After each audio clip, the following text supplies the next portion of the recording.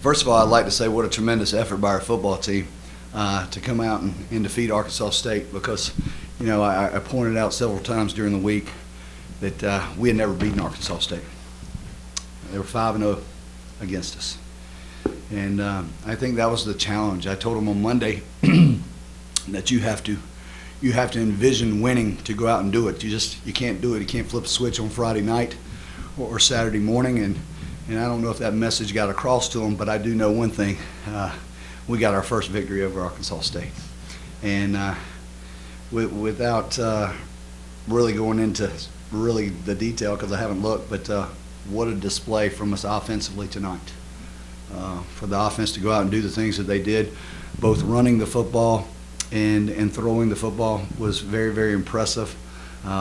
It's a tribute to our coaching staff, Coach Brad Glenn and every one of those guys, Jimmy Smith, Trent McKnight, Josh Stepp, our GAs, Michael Lambros and Jay Guillermo, all those guys that put in the effort and go out and deliver. But those players went out and did a phenomenal job in executing, and I wish you all could kind of have the view that I have when you see those guys come or take the field or leave the field, because they are always very, very confident in what they're doing. And I see that in practice, and it carries over to our to our play on the field during game day. But yeah, we've got to shore up some things defensively. We struggled at times. They have a great receiver in number 7. I'll just go ahead and tell you, he was going to get his touches. We knew that. I mean, we certainly knew that, but we didn't feel like he was going to be as dynamic as he was tonight. And we gave him.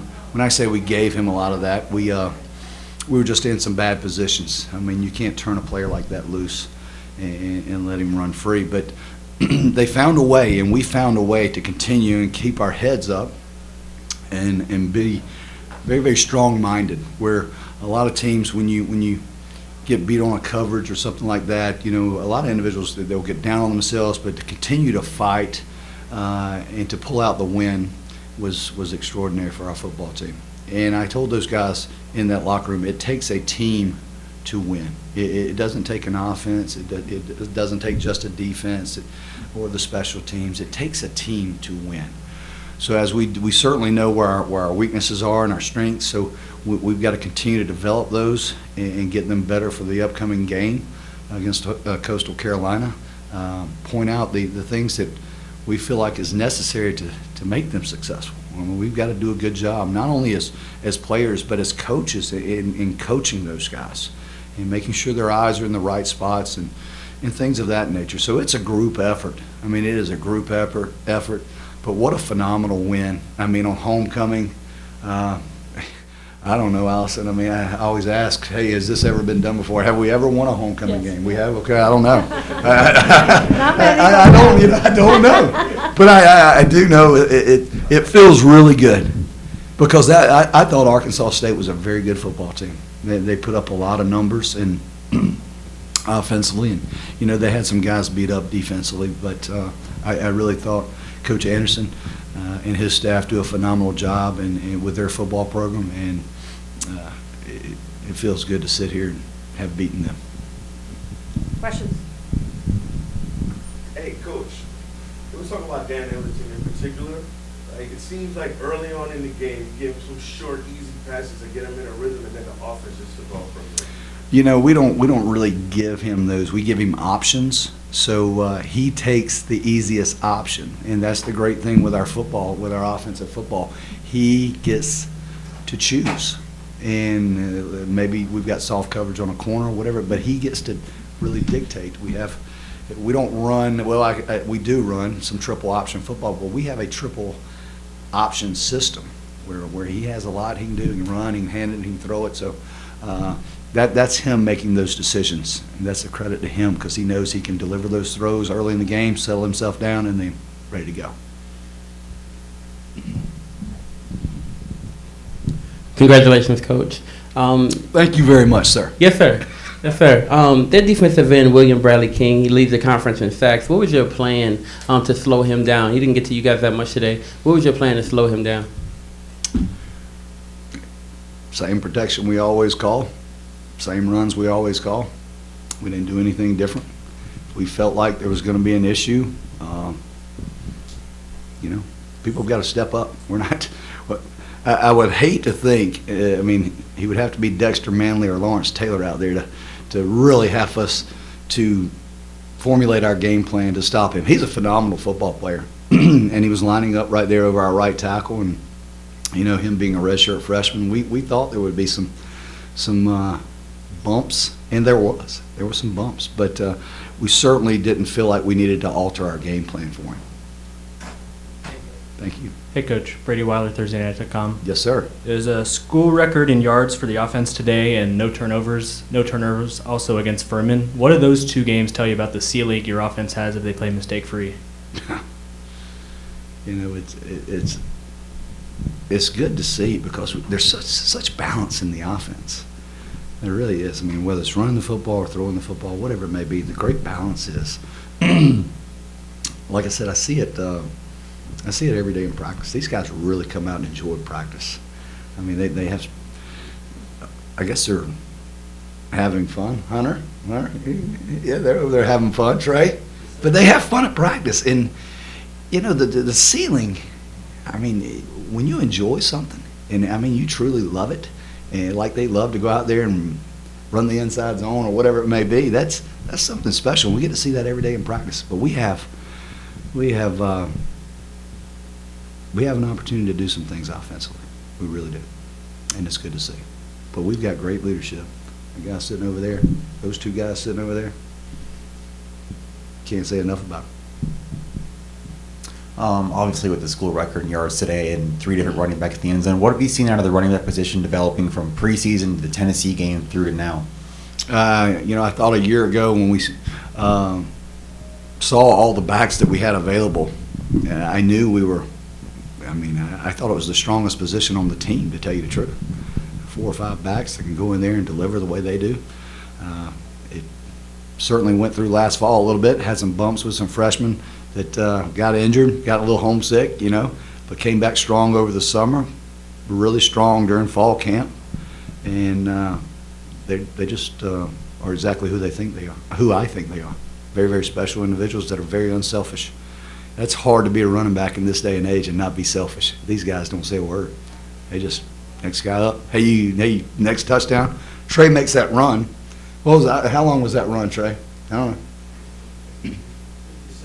56? 56 yards. We took Trey out. They were like, "We'll leave him in." I was like, "No, get him out. He's tired. We don't want to hand him the ball. He just ran 56 yards as fast as he could, and he should have been a lot faster and we'd have scored." But, that's his fault he didn't get in. But we had to get another back in there. Did he come off and complain and, "Oh, I want my touchdown. I can't believe it." No. And then he's the first person over there celebrating. That's awesome to see. Coach, coming off that heartbreaking loss at Texas State, talk about just how much this win meant to you guys, especially in conference play going forward. Well, I really do appreciate you bringing up Texas State. Thank you very much. It's like I said, pointed out to us, we'd never beaten Arkansas State. That was my thing. Hey, you want to go get some attention in this league? Go knock off that guy that you've never touched before. And I told them to start thinking about winning on Monday, and they should do that each and every week. But I really made a point to think about beating them starting Monday at practice. Coach, other than winning, what was the strategy going into this game tonight? Winning. I don't quite understand your question. What was the game plan?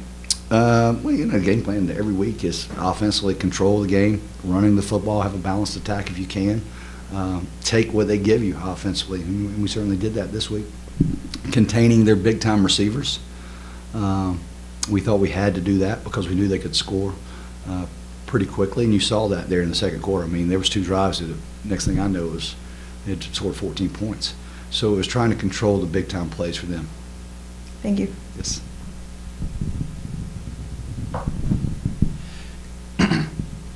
Coach, when it came to the coaching approach over the last 2 weeks, especially with a pretty fortuitous bye. What was the message to the players over these last couple days to keep the mental focus and come into this game and perform the way that we did? Well, I think as a head football coach, you have to set the attitude each and every week. It has to reset, and you have to knock off whatever rust is on there from the last game or whatever. Knock it off Monday morning, and you have to deliver the message of the week. And I think our focus was just to continue to push forward because there were so many positives that I think we all had seen from our football program. If we just play here, play there, that we were sitting right where we needed to be. So it was just I guess to refocus and continue to fight because we felt like we had an opportunity to be successful. And tonight you saw it.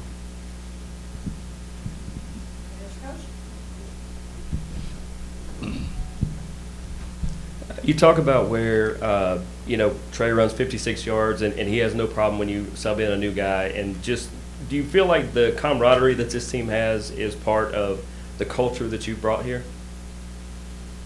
I think, that's not a question for me to answer. It's certainly not. We've got 110 kids on our roster. You're welcome to ask any one of those guys, and they can give you the answer to that. I just, for myself, I am who I am. If they choose to fall in line, great, and they want to be on this football team and do it the right way, great. If they don't, we're gonna move on from them. But these guys are men, and they do things the right way, and that's attributed to them, not me.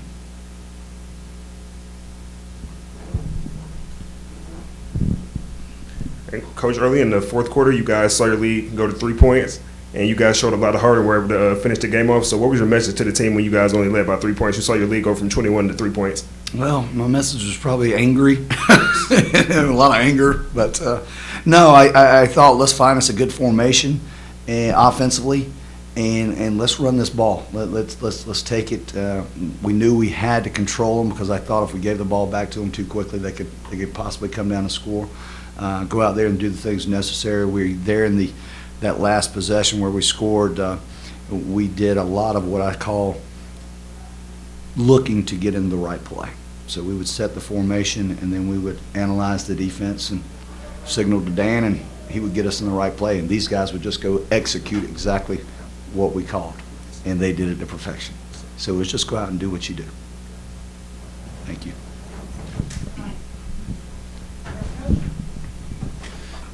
Coach, after the Furman game, you gave a lot of credit to the fans, and the energy in the game really seemed to translate to success in the field. Do you think that the fans showing out and the energy that was put into this game affected your performance on the field as well?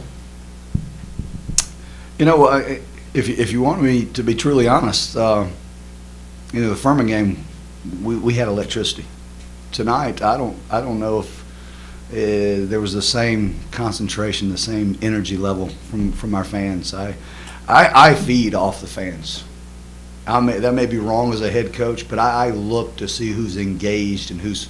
And I noticed I look down there at times, and I look behind us at times, and we need support. We need third downs. We need people up off their feet. We need people, getting into the ball game. And at times that happened this evening, and at times it didn't. And I call it like I see it. But the way these guys have been practicing and performing, I would have hoped they would have packed this stadium on homecoming, funneled in that crowd at kickoff, and be chomping at the bit to raise a lot of hell during that game. And I hope we can continue to grow it like that. I hope that they feel us, and maybe we have to do a better job getting on campus. I don't know what we have to do. Maybe I have to go out there as the head coach and get them out of the parking lots or whatever not. But our team works extremely hard, and we've got great pride in our university, and we've got great pride in our fans. And I want to have the day where I can walk out of here and I can say, hey, the crowd was the difference. The crowd was the difference. The third down noise where they couldn't hear. Those, I envision seeing that one day. So we weren't there tonight, but we're working to get there. Thank you.